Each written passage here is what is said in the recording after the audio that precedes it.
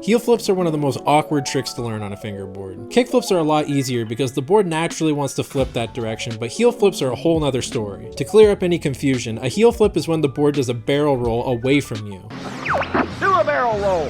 Heel flips are very similar to ollie, so I recommend checking out my video on how to ollie first so you can really master the ollie. But in this video, I'm going to cover everything you need to know even if you can't ollie. Step number 1, where to put your fingers. This is by far the most important part of the heel flip. With most fingerboard tricks, you can keep your fingers flat on the board, but with the heel flip, you want to make sure to curl your index finger so that the very tip of your finger is on the board. With your middle finger, I like to keep mine flat on the board, but you can experiment with curling your middle finger as well if that feels more comfortable for you. On a skateboard, you would usually have the heel of your front foot on the board with your toes hanging off and then flick the board with your heel. But since our fingers don't have heels, we're going to be using the tip of our finger to flick the board. As far as where to put your fingers, you want to put your index finger in the middle of the board and your middle finger in the center of the tail of the board. One trick that really helps is to turn your fingers away from you. This will prevent the board from spinning like a varial heel and keep your heel flip straight. Step number 2, popping the board. To pop the board, we want to press directly down on the tail with our middle finger and try to get all 4 wheels in the air like the board is doing half a backflip. When you first try this, the board may go all over the place and be out of control, but the key here is to make sure the board goes straight backwards and lands upside down on top of your middle finger. Practicing this step will get you used to how much pressure you need to do a heel flip and to make sure that you're pressing straight down on the tail. One technique that really helps is to pull the board backwards when you pop. This will force you to quickly pop the board against the ground. Varial heels are a lot easier to do than heel flips because the board naturally wants to spin front side when we do a heel flip, so it's really important to practice popping the tail straight down. This will keep the board from rotating away from us and help keep our heel flip straight. Step number 3,